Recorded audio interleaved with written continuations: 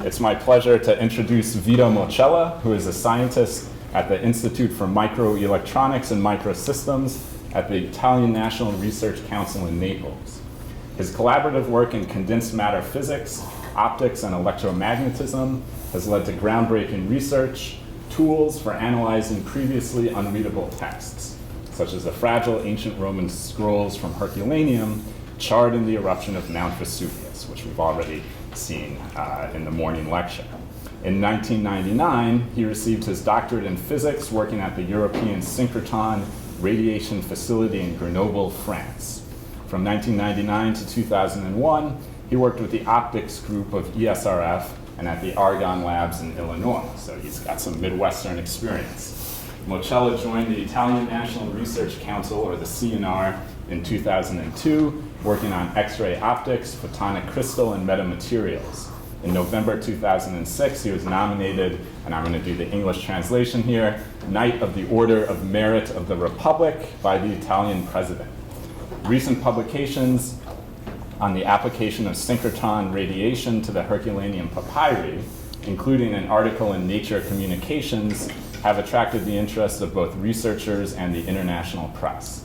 He is currently serving as an elected representative of the scientific community on the Italian National Research Council. So please join me in welcoming our second speaker.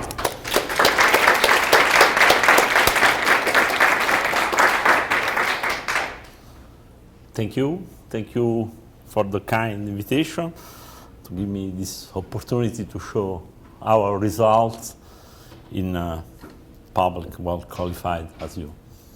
So, just to, I'm sure that you are pretty know the history of this period. Anyway, I just remind essential things about the period of Herculaneum Papyri. So we are across the second, first century before Christ. So is the period when Greece is attached to the Roman Republic that is becoming an empire. So the Greek culture became more and more popular in Rome, and finally the Epicureanism becomes one of the most popular philosophy in Rome and in Rome Republic and Empire. So, in a small town, Herculaneum, in the Gulf of Naples, exactly Herculaneum is here in the map. This is Naples Gulf.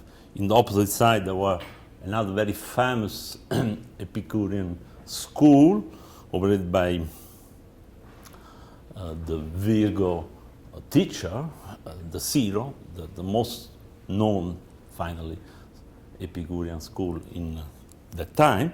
But in Herculaneum, just in front of the other school that were in Posillipo, grew this Epicurean school under the patronage of Philodemus of Gadara, a Greek philosopher, and the patronage of the Lucius Calpurnius Piso. This is most probable patronage of this villa. We are not sure 100%. Calpurnius Piso is a very important person, were the father-in-law of Caesar, just to have an idea. So this explains also why this villa is extremely huge, extremely important, etc. Times after the foundation of the villa, the mountain revealed to be a very, very dangerous volcano. This is a simulation, a real simulation made by the Italian Institute of Volcanology of a subplinian eruption. So it's less dangerous than the 79. Is more or less as the ones happened in 4 centuries ago. So you see how it is dangerous. You see what happened is that the columns of the pyroclastic material that is ejected in the atmosphere collapse. This collapse is very fast.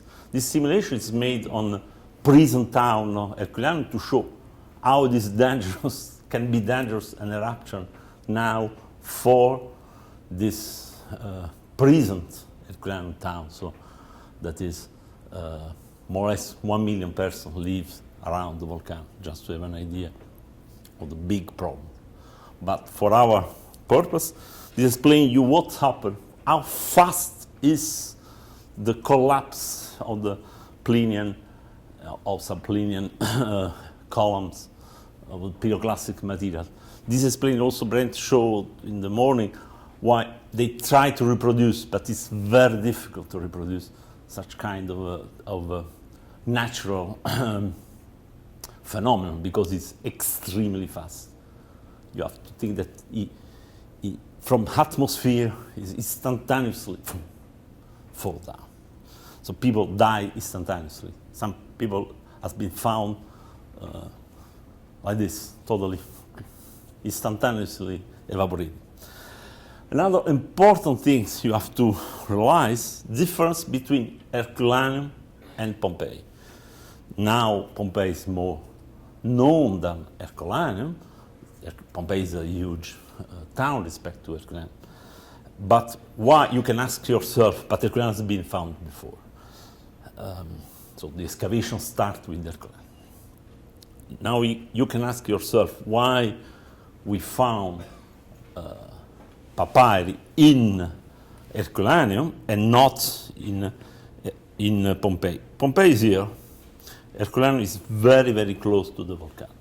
So what happened? Pompeii has been covered just by one of at least 8 pyroclastic flow that covered Herculaneum. So Pompeii, this is a wind direction supposed by scholars now. So Pompeii has been covered because of chance of the wind direction this, during eruption. Herculaneum not. Herculaneum cannot escape. Herculaneum is so close to the volcano that cannot escape from this eruption. So the visual difference, if you have a chance to visit, is that you see this is the prison town of Herculaneum. This is old town. The old town is 20-25 meters under the level of the prison city. Pompeii, if you are visit, is on the same level, more or less. This explains why a so fragile material as the papyri are not be found in Pompeii. By sure, Pompeii is a very, it's a medium-sized town in Roman Empire at that time. So, by sure there were papyri somewhere. They are simply not preserved because of raining, etc. You know that papyri is extremely fragile. So, jump few centuries after the eruption, and exactly in the middle between 24th and 25th eruption, up to 79-1, just to have an idea of how many, how the volcano still is active. And this, in the period of the first excavation, we were particularly active. Anyway, in the middle of these two eruption phenomena, start the first excavation of the villa, and very soon they found some papyri in 52, and in 2 years later, they found finally the library itself. And even if the library is a small piece of this very, very huge villa, the name still attached to this very specific finding of the papyri, because they are totally unique. They are the first papyri found in Europe at that time, after have been found others, but they has been totally revolutionary for that time. So, where the villa is compared to the main town of Herculaneum. This is an old map that is not exact. We realize now with the satellite. Actually, these were what have been excavated in 1820, but now with satellites we're more precise. So this is the excavated town up to now. You see that it's under the present town. And this is villa. Well, excavation made pretty recently during 80 and middle 19th of the last century. Open air excavation of the part of the villa proved that it's not totally isolated respect to the city center. There are some temple here, something else. It's not totally isolated. Actually, it's on the side of the main Herculaneum, and were waterfront. Probably very beautiful villa. Actually, it's not a simple villa in our idea of a villa. Just looking at statues of the Villa of Papyri, they are among the most beautiful statues of the old Roman period. They are extremely well known, this statue. Nevertheless, the name of this big, huge villa still attached to such small things that are papyri. Even if actually the finding of the villa inside the villa is extremely important in general.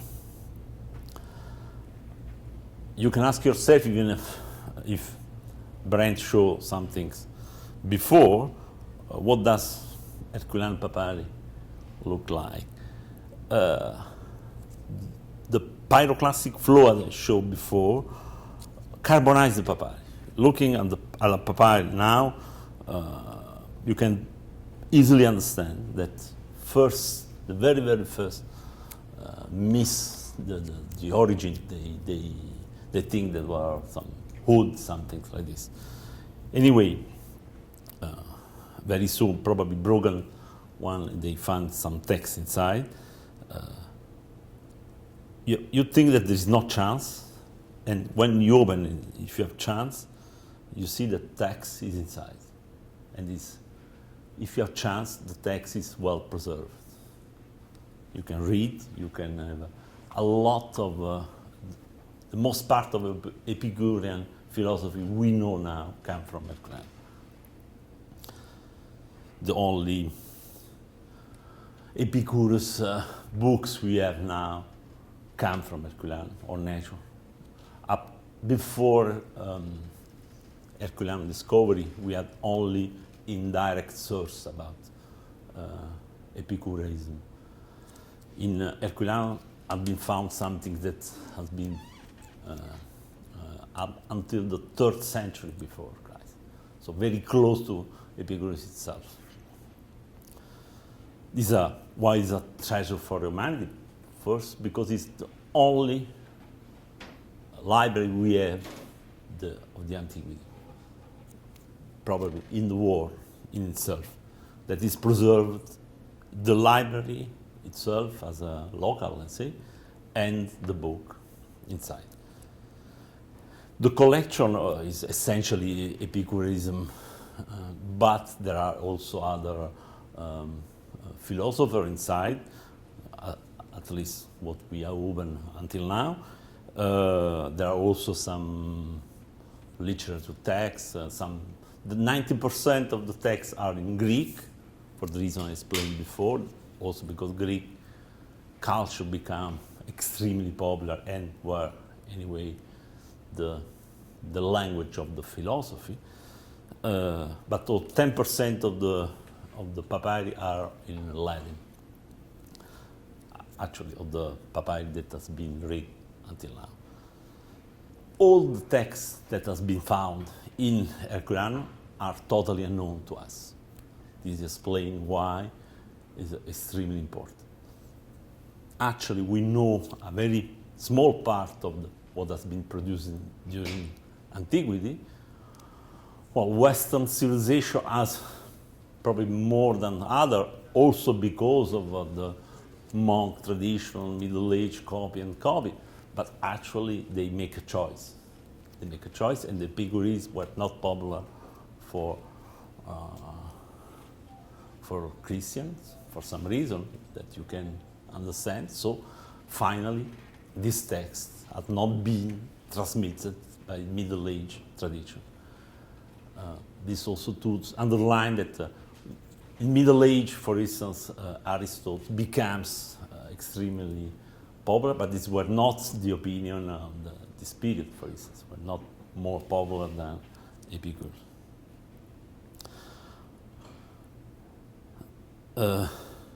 Just to underline something that can be a joke, but it's not. Well, Herculaneum Papyri are treasure for the humanities, not simply something that belongs to Naples area, etc. But anyway, even in the beginning of discovery, some part of European intellectuals accused the king and this, to preserve too much this treasure, let's say. And, well, they accuse also that this treasure were neglected finally. In particular, English intellectuals. But finally, looking literature, some papyri, for some reason, I didn't explain all the travel of this papyri, but some papyri have been given to the king of England, and some study have been performed at the beginning of the 19th century in UK. So this is a paper of the more or less 1821 in Proceedings of Philosophical Transaction Societies. Is the most inconclusive, tentative, totally destructive that has been found. So let's say that's not simply neglected. Finally, the opening method applied from the beginning. Some of them, the scorzature I show you, were honestly totally destructive and very crazy way to approach, but anyway, this has been done. This method coexists. This is not the first successful, actually, method. So what they do, they cut longitudinally the papyrus, they read texts, and they scratch the layer to access to the text in other layers. So easily you can understand that the papyrus is not so flat as you see before. So it's not easy to scratch one layer and not the other one. So a lot of mistakes have been done, copying, probably mixing different layers, and we can no more correct anything because we have no more support. But hopefully, together with this very invasive method, finally the most successful method has been applied. It's called Piaggio machine. Piaggio were a monk, a father working in the Vatican Library that moved in Naples to help this. And finally suggests this very, very slow way. You see this is a Piaggio machine, our original Piaggio machine. This is preserved in the National Library in Naples. Under the gravity, the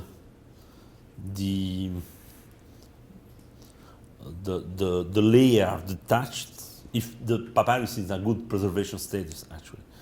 And they fix some things, some interior of animals to fix the papyrus. This method is extremely slow. You can think that it's more or less few millimeters per day. Papyrus can be 15 meters long, so years and years to have an entire papyrus. But when the papyri were in a good preservation status, this machine worked very well. We have the most successful is a 5 meter consecutively and in a good preservation status. Actually, this requires that for some reason the external parts are accessible and not glued to match each other.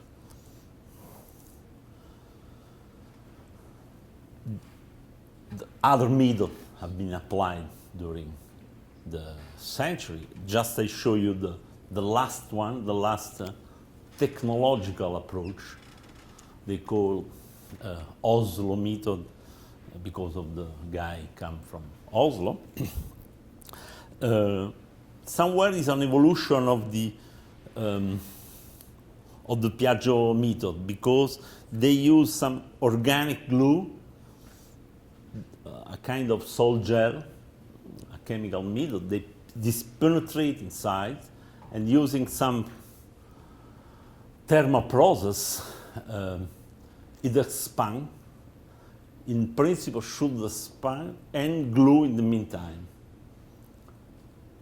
So somewhere, and it is organic, so somewhere is an evolution of the Piaggio approach, but the results are not always good one, let's say.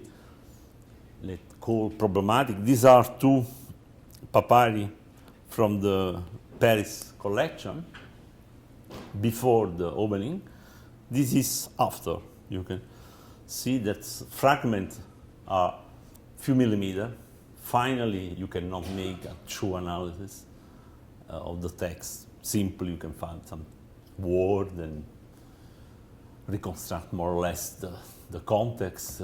They are very happy because they found the name of Virgo in one of the fragments. So they proved that Virgo were there because the statement is more or less Virgo that is here or something. Historically, it's pretty important, but finally the text has probably lost forever. So these were the last one, the last method used for mechanical opening, and this is present situation. Let's see. Under papyri are extremely light.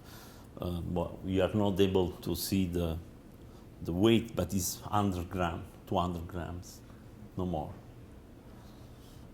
This explains you why they are extremely fragile. But there are 100 papyri. We are not sure of the exact number because we don't know. Some piece probably belong from the same papyrus. So we know the number of pieces actually, but the estimation is more or less 600, 700 papyri to explain the importance of the collection. Sometimes you see they are preserved in the same position as they were stored on the shelf of the library.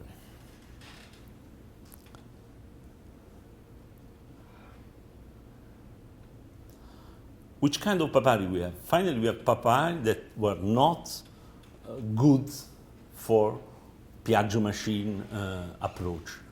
They explain how this old book on the middle of 19, how they proceed. If the external part is not good enough, they store as antiquity monuments. It's in Italian here. So what we have now are what has been considered a mineral. When I when I was a child and I visited the National Library, they present this kind of papyri as a minerals. It's true, but they still continue to present like this. I attend.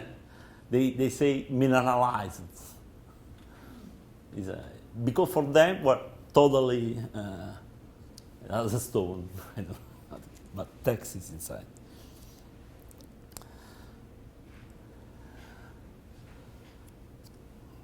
These are shown as before. So these are papyri that we are studying.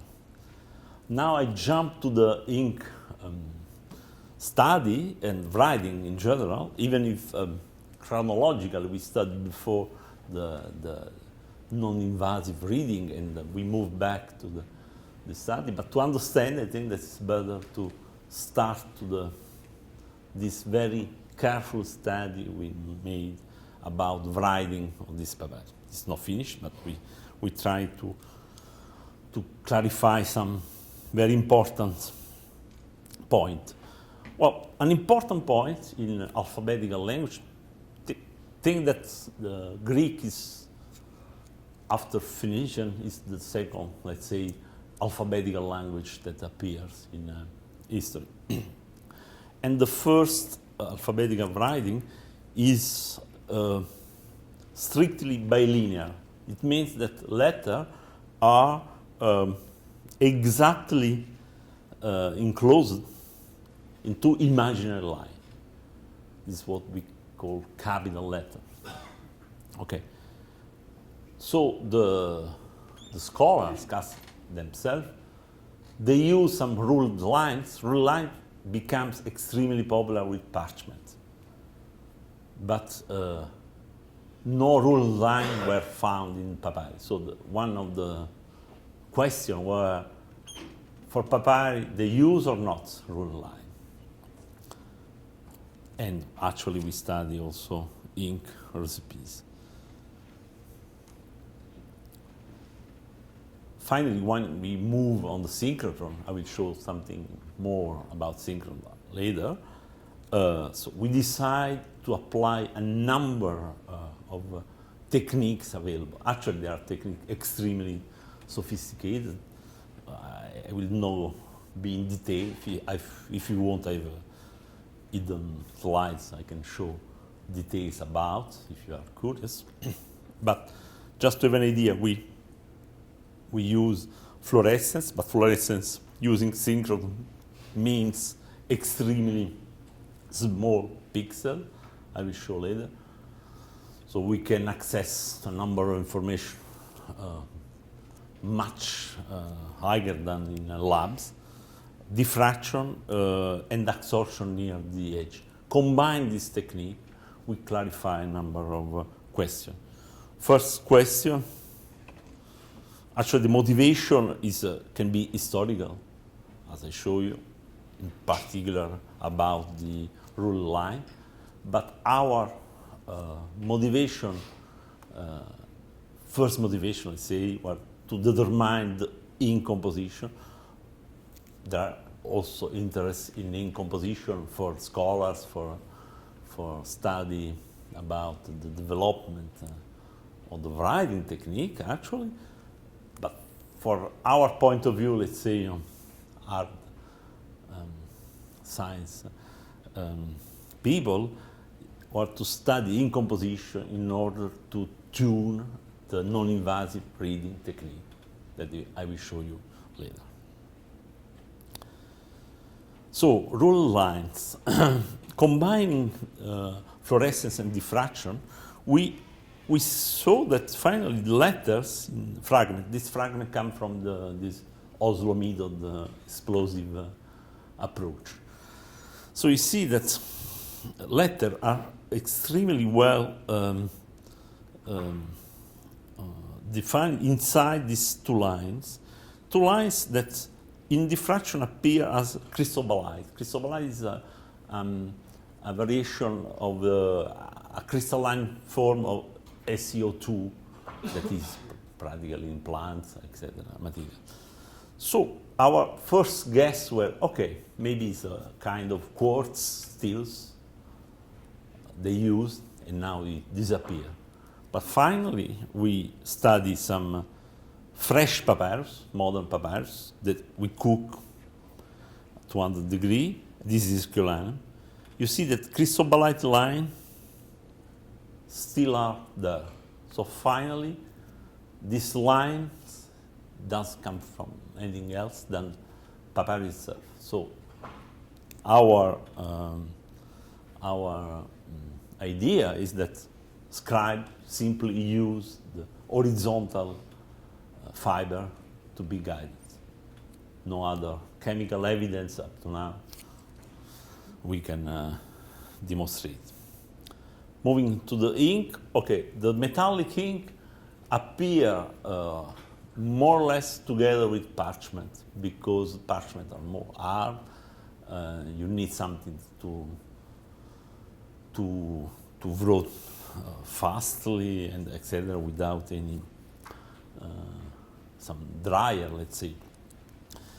So when we asked to papyrologists how the ink is made, actually it's not scientific answer. The papyrologists use the source. So Pliny the Elder described carefully ink in antiquity, carbon based, etc. So our guess, and fundamentally it's true actually,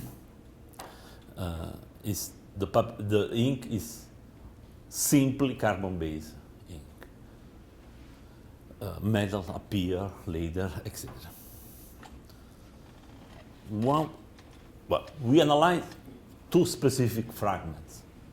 I need to underline that these results are results that come from two specific fragments from two specific papyri of the Paris collection explosion, as I showed before. So it's not representative of the whole collection. Anyway, this is a visible photo picture. This is infrared. And looking at fluorescence map around the edge of the lead, so we precisely are able to combine the position information and chemical information. We see that there is a strong correlation between lead and ink.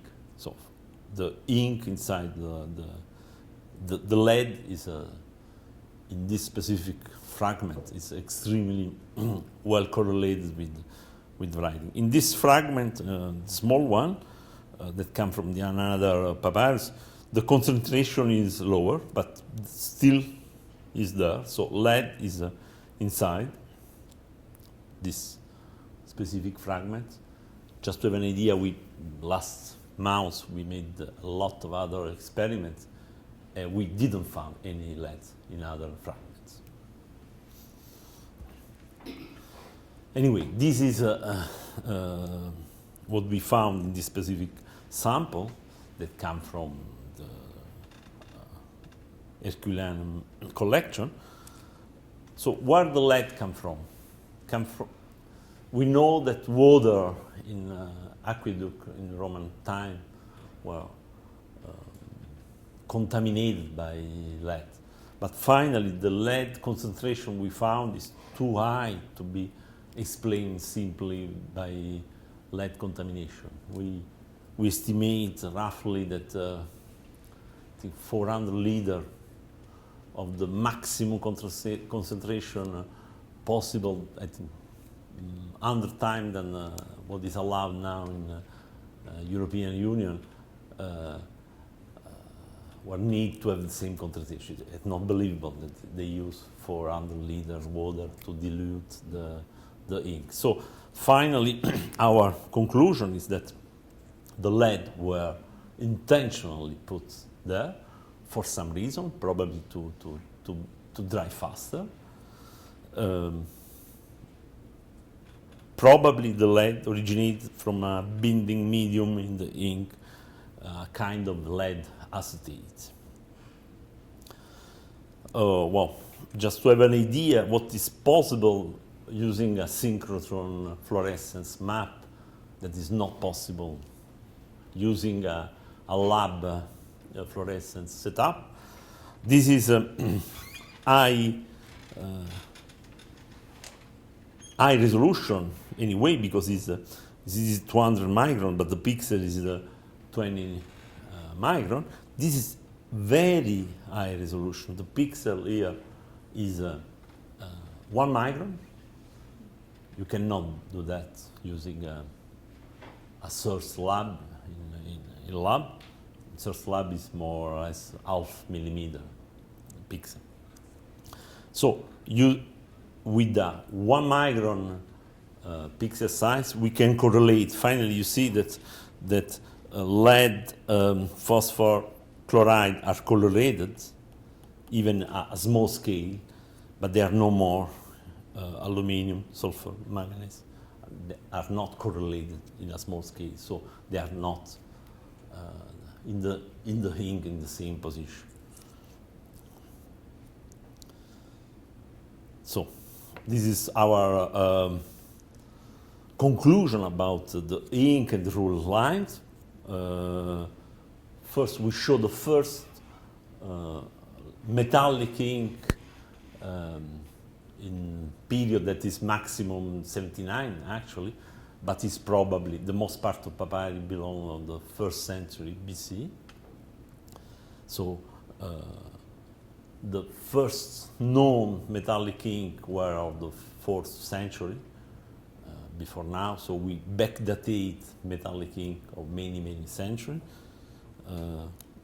Our conclusion is that lead is intentionally put. We don't know exactly why, but we need more. Actually, we need more statistics to have an idea if of the period, etc., to correlate the metallic ink with the paleographic study in order to combine this information.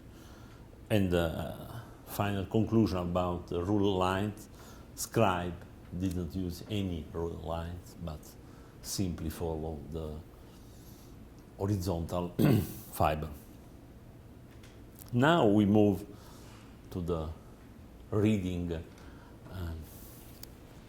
using non-invasive technique, which is the principal problem. The principal problem comes from what I showed you before, that essentially, even with lead, the lead is not enough to be detected easily. So the most part of the ink is still carbon-based in any case. So you have no chemical contrast, not enough to be detected using conventional approach, as Brent showed before. This because the conventional approach essentially look in the chemical difference of the materials. To have an idea, this is the conventional radiography, what you know in medicine in general. So you have the light, the X-ray come from here. This is something that absorbs, can be bones, for instance. It absorbs more or less, and you have a contrast, depends from the absorption in the bones and less in the soft tissue, etc. The tomography is a very important evolution, but the usual CT scan that you know in medicine, up to now at least, is still based on absorption radiography. So the tomography is a 3D evolution. You make a lot of angular scan using a very tricky algorithm. You can back propagate light, and under certain assumption, you can reconstruct your volume. So this is extremely useful, extremely interesting development, Nobel Prize for Medicine. but still absorption based. So it detects chemical difference, chemical absorption, anyway. So you are familiar with radiography, you know that you can easily detect bones, but not soft tissue, for instance. Muscle, etc., are not easily detected using absorption radiography. Nothing better than to image. This is an absorption radiography. This is a phase contrast radiography. I will give you something more, but to have an idea, you see that the phase contrast actually includes the absorption. So you have the contrast coming from the absorption, but you have more details that come from something else, that is the phase. I will tell you something about what is the phase, but sorry, I touch.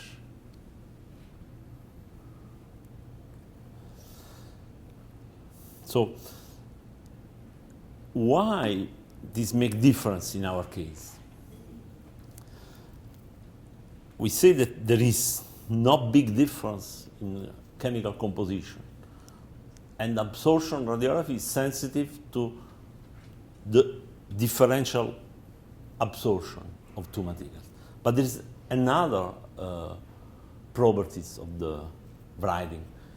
It is slightly in relief. This is a morphological, let's say, difference. And this morphological difference can be enhanced using phase contrast approach. Actually, the phase contrast, as I said before, includes the absorption. There still is the absorption contrast in a phase contrast image. But this edge additional contrast help you to detect finally the letters.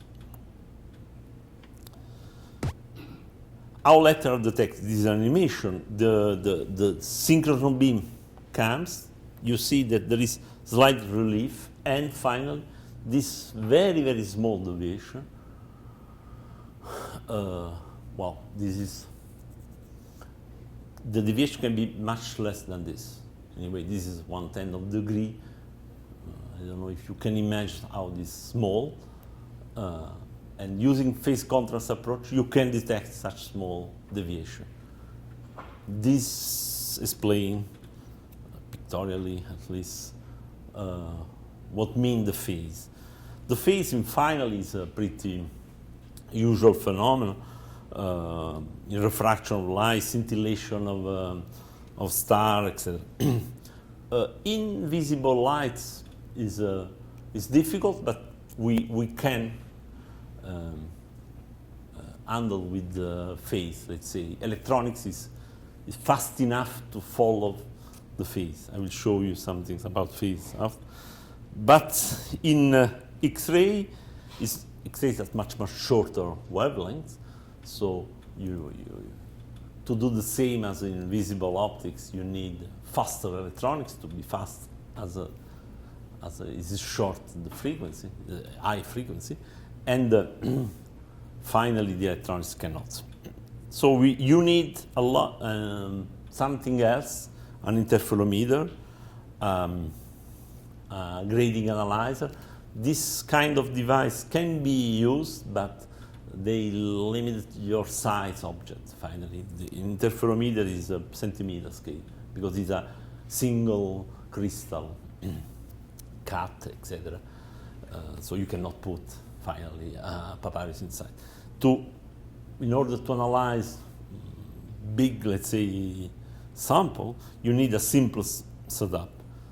The simple setup is simply a very collimated beam, something that looks like the laser for visible optics. So where the direction is extremely well defined. This more or less means that the phase is well defined. And once there is some morphological difference, some fringes appear.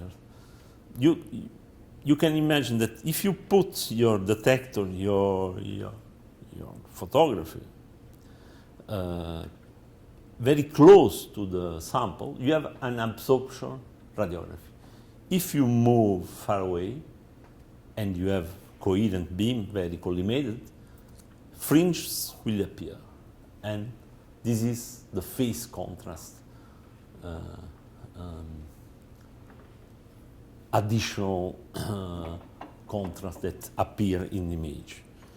So the setup can look like simple. The complex part is this. You need collimated, coherent beam. For X-ray, this is not easy. You need, up to now, to move in a synchrotron facility. Actually, in Grenoble is one of the three more important synchron facilities in the world. The other is Argonne and other in Japan. Now there is another revolution, free electron laser, but this is future. Up to now, and the European synchron radiation has been the first that show the coherent beam application in the end of 90, finally, when I made my PhD in Grenoble, studying coherent optics effects. Well, this is Grenoble, a mountain, very typical. The SRF, for instance, is more or less, slightly less than 1 kilometer circumference. So very big, but you have not a single experiment running. You have a beam line that are more or less tangent to this accelerator that is circular.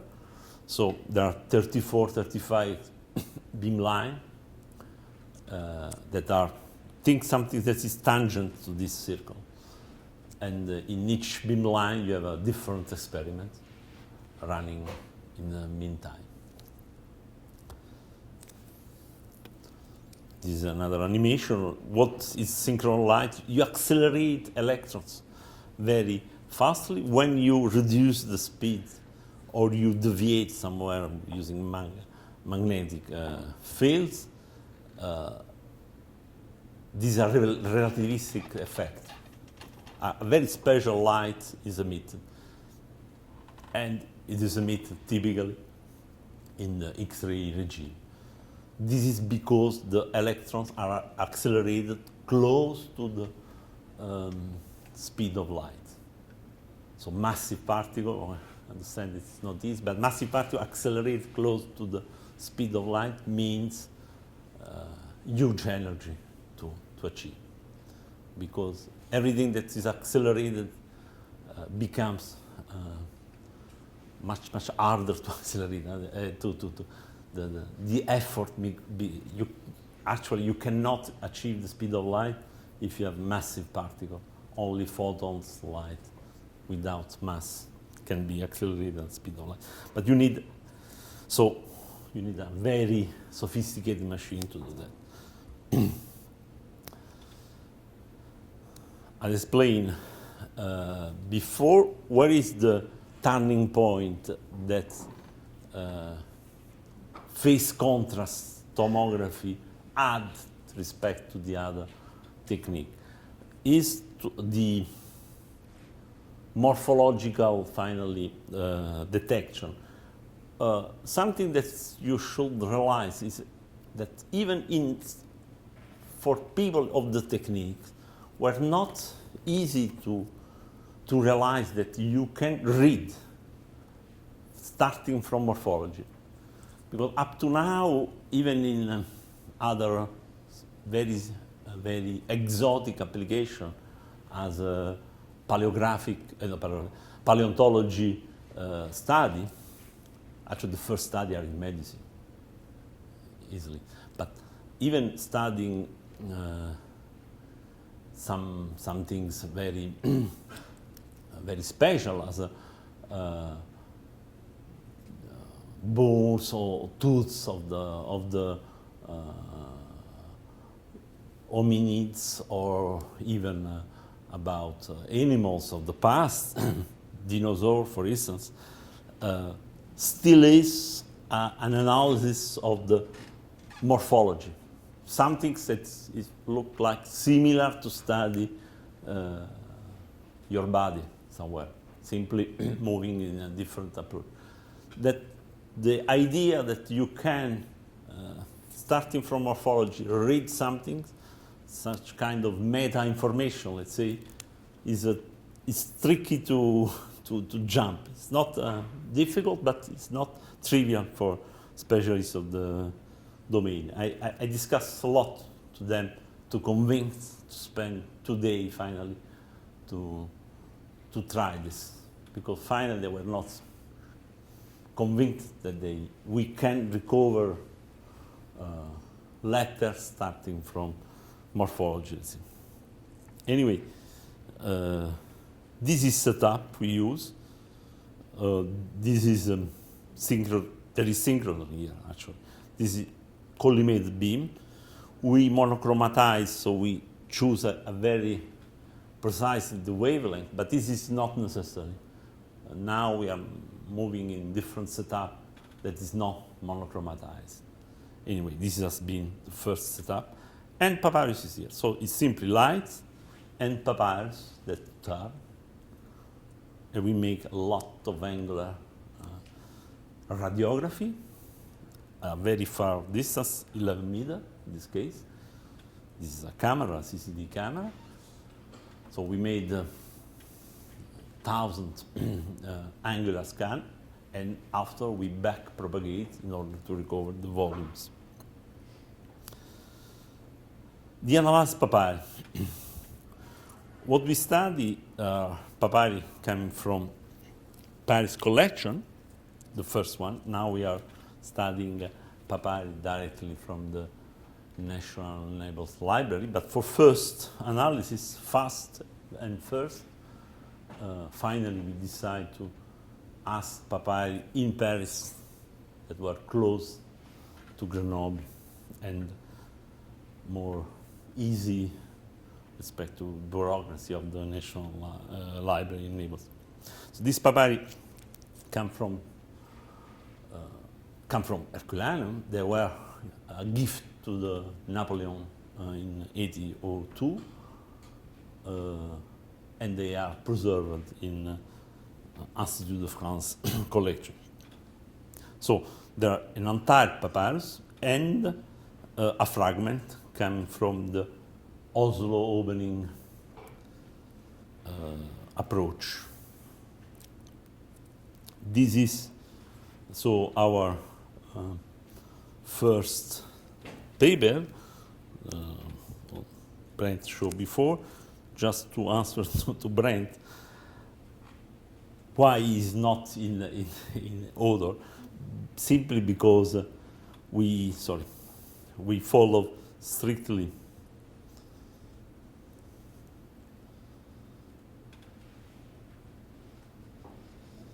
the order guideline of nature.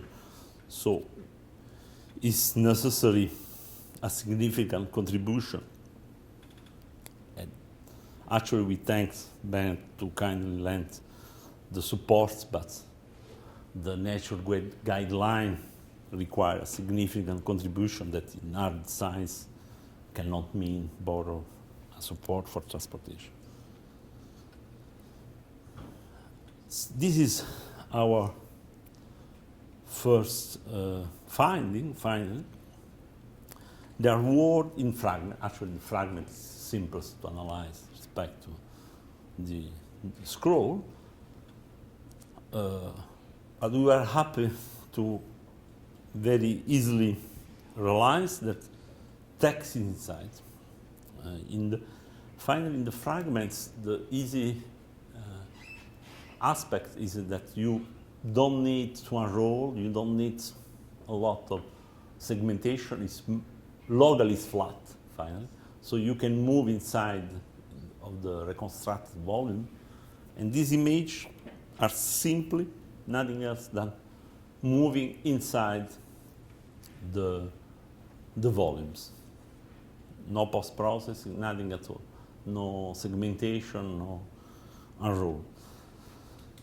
And you see some things that is clearly not fiber, and papyrology, not me actually, recognized as letter that means piptoi, that means wool fold, and eipoi is a guess, that means wool say. I say that is a guess because in antiquity they wrote what they call scriptio continua. There is no separation between words. So you cannot be sure of the meaning if you have not text, columns, etc. Anyway, this inspired some filmmaker documentary that is pretty nice. Wholesale form. Okay.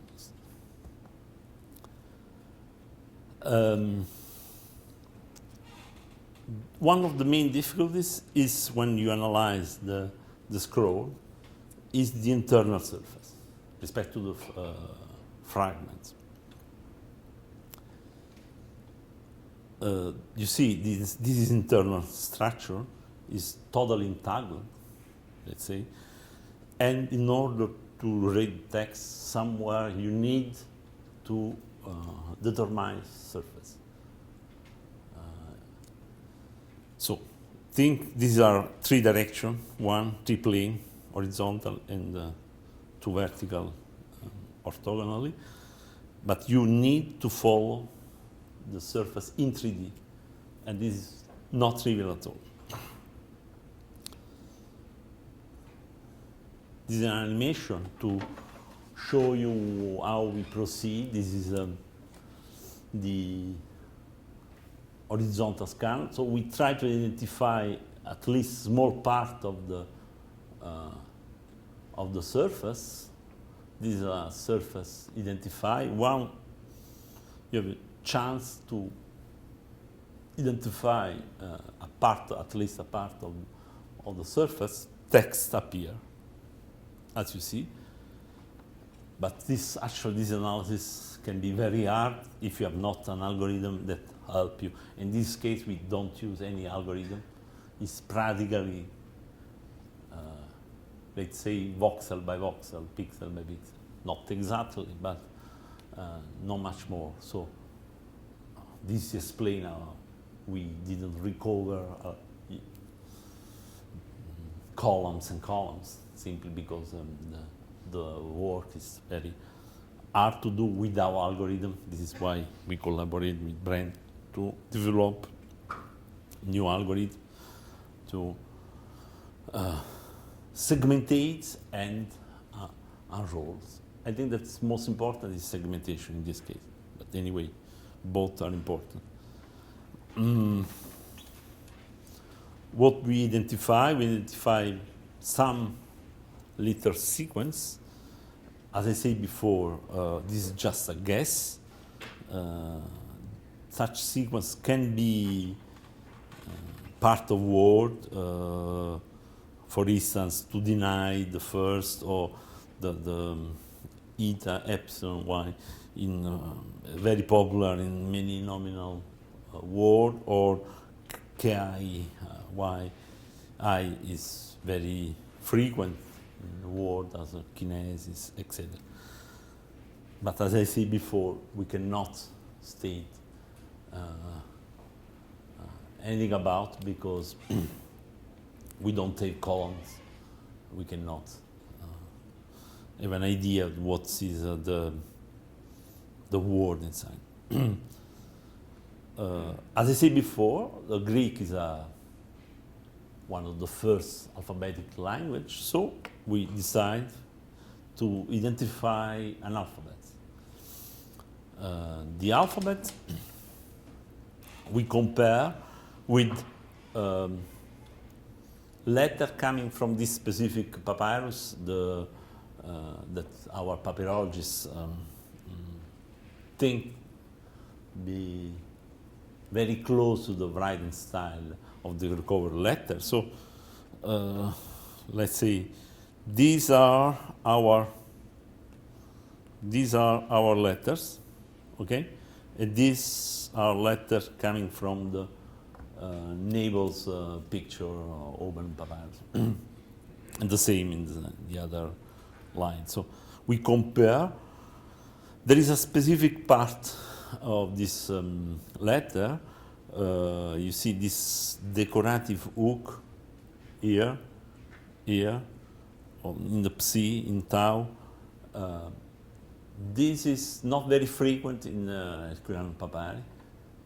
So this allows to us to a very small paleographic analysis, but this analysis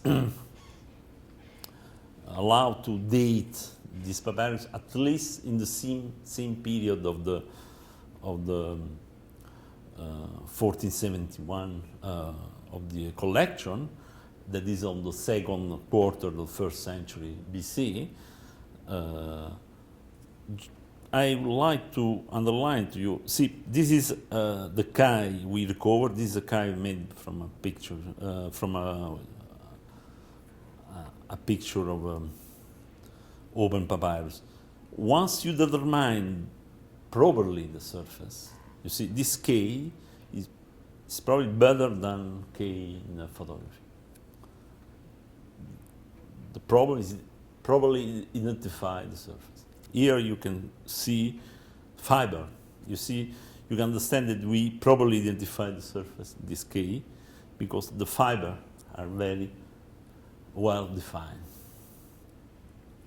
Our guess actually, probably this is a papyrus of the Philodemus itself, simply first because it's most representative order in the collection, so statistically it's easy, and it's the same order of the papyrus 1471. So maybe, probably, is a papyrus of Philodemus itself.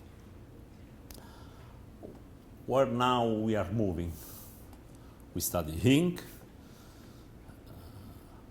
but we need now, we recover some letters, and now we need to move to text, columns, etc.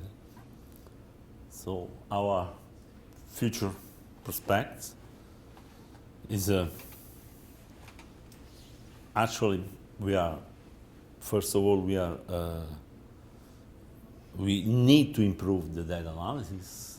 This is what Brent showed in the morning. My opinion is that we need to improve more than unrolled algorithm that work properly, I think, once the surface is identified. The problem is the segmentation. You need something that's more or less automatically identify and follow in 3D at least significant part of your surface. This will help a lot to identify more text. What we are doing now, also because we are more experimentalist physicists, so we are improving the experimental technique. We are testing a number of other techniques. Essentially, think something that's combined chemical information with volume information. So our dream, and we guess that is feasible in next 5-10 years, let's say, is a combination of chemical information and volume information. This requires a detector development, essentially. There is nothing fundamental to develop. So this is where we are moving on, collaborating with people that develop such kind of detector to test. We made some experiments, not all successful, unfortunately. And the other future prospect from the side of the experiments is the development of new coherent source, compact source. Compact doesn't mean tabletop, it means 20 meter, but at least in next future, essentially driven by medical application in hospital, they can be available compact source with good coherent properties. So once we want to analyze the whole library collection in the next future, maybe we don't need to move all the papyri in Grenoble, but probably some coherent source will be available, and at least in the same city, no trouble for transports. Another future prospect is about excavation. This is a picture I made of open-air excavated part of the villa. As I said before, the villa has been excavated open air only in the last period, 18, 19, middle 19. And this is a part of what has been excavated. This is virtual reconstruction based on the map. Finally, what has been explored during Bourbon times is this top level, where this is a peristelium. In this level has been found the library. Unfortunately, the library has not been excavated open air. So in last excavation in 1890 has not been excavated. Is still under tunnel of the Bourbon time, but not open air. But we have two more levels. This is a wall painting I made. It's because a gardener was very nice person, so I have been able to go inside. It's not allowed. I made this picture. This picture is very small. It's a few centimeters, but it looked like very similar to the virtual reconstruction. I mean, it's very nice. Maybe by chance, nothing more. I don't know. Maybe it's a reproduction of the villa made on the small part of this room. So the future prospect is actually, we have a lot of work for the under papyri. We have time to find other papyri. Anyway, our promise is to read papyri that are in National Library, but if other papyri are found in future, if new excavation will be performed, and as many experts assume there is another library, Latin based in level below, because they are pretty frequent, that Greek library were on the top level and Latin library were put in the under level somewhere. Maybe we will be ready to read such papyri without damage, without loss of text, and probably we need also compact source, because otherwise we cannot imagine to bring 1,000 papyri in Grenoble for our action. So we need a big effort. Just to remind that new excavation cannot be postponed, definitely. This is last eruption in 1944. This is US were at that time in naval, so has been well filmed. This has been last eruption, but other eruption can arrive. Actually, the first problem will not be papyri, but the people living there. But I'm 40 kilometers far. Naples is 40 kilometers far away, so we are supposed to be safe. And finally, I thank my collaborator, Emmanuel Brun, Daniel Delattre, Claudio Ferrero, and you for attention. And,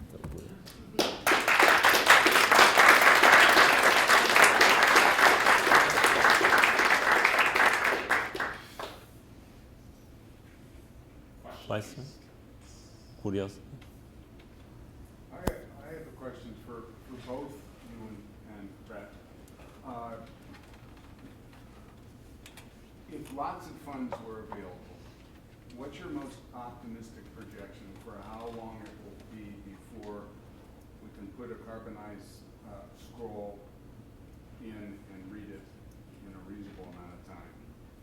I mean, how many years out are we based on your sense of the science? My present opinion is that we need to improve the technique. The phase contrast is good, prove that we can access text is inside and we can access. But if we can combine chemical information and position sensitive information that came from tomography, roughly, combine this information, we can read very, let's say, easily, much more easily than now. Now we can make this only on top surface and not in volume. So this is a development that, in my opinion, will happen in the next 10 years.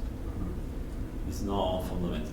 In the meantime, we need to improve algorithm because we need, in any case, even if you have chemical information together with the volume information, we need algorithm to identify surface. Actually, chemical information can help to do that a lot.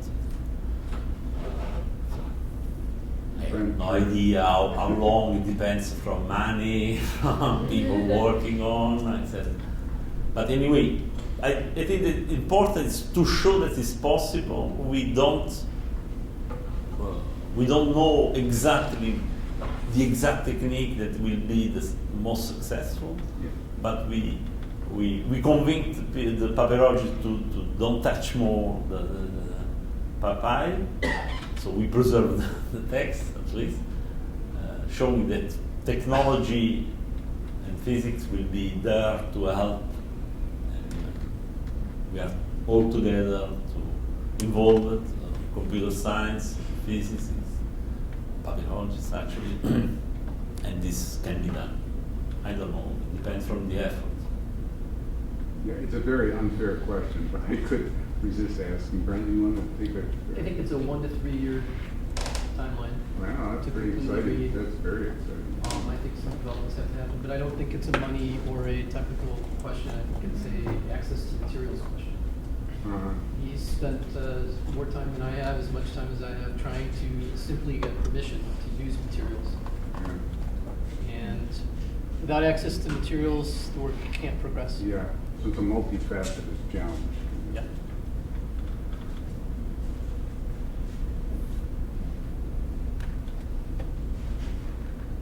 So when you're doing the imaging, do you have to spin the object, or does it? When you're doing the imaging, does the object you have to spin the object, or does it remain stable? How long it takes to make this? Is the image stationary and something going around it? No, actually not. Well, in the medicine, it's like this because patients with not tired, it's not very happy. So in medicine, actually, you are. I never had, but I know you are, and the source rotates. We cannot rotate synchrotron; it's a pretty big machine, so we rotate the papyrus fine. So how is that? But it's safe. It's not problem because it's okay. It's not speed of light actually. It's we need typically scan is 3,000 view, but it's very fast. Because that's what I could imagine conservators getting second thoughts about it. But the work you've done. No, already, honestly, the big problem with the Herculaneum Papyri is touch them. I saw in the Brent image that they touch with hand without anything. This is very, very dangerous because even wet on the hand can be extremely dangerous for them. But this is the main problem. Once you put somewhere The last time we used some things that people, well, we collaborate also with the British Museum for other things, but we learned some things how to very easily pack this using some things that they use frequently. It's very easy to do.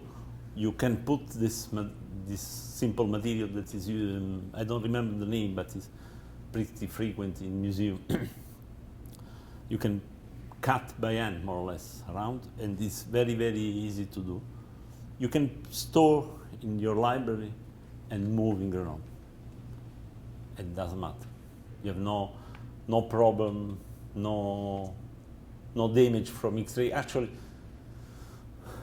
everything can happen, because if you forget some things, you can. If you forget some things, you can burn, because there's damage actually from X-ray if you don't use filter, etc. Synchrotron lights can be extremely powerful. So if you put in white beam of the synchrotron beam for 10 seconds, let's say, can be 1 minute can be a problem. We know we put filter, etc. An accident can happen. But in general, the main problem is manipulation, not X-ray.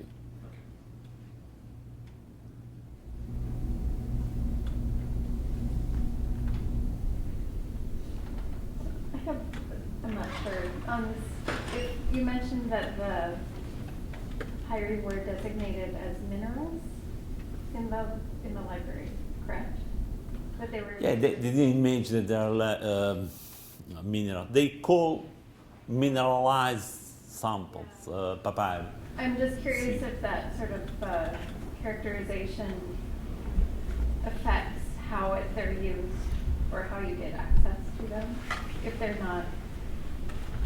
Well, the question is, the volcanic materials, by chance, glue the external part or not? For Piaggio machine, I don't know, I'm not unable to show again the picture. Anyway, to use the Piaggio machine approach, you need to have a good external surface to detach some things, etc. So if, for some reason, your papyrus is glue in external part, but this is not a problem for X-ray. At least you can lose information in the external part, but you can still access inside. But for mechanical approach can be a problem. And if the institution says that is there a difference in how they regard it as either an object or a text? And so giving No, in any papyrus they found text. Okay. Sometimes they are glued too much for some reason, so you cannot separate layers. But in general, text is inside. No, I think that in every papyrus they open there are texts, more or less damaged. In opening, probably, or even during eruption sometimes, but still text inside.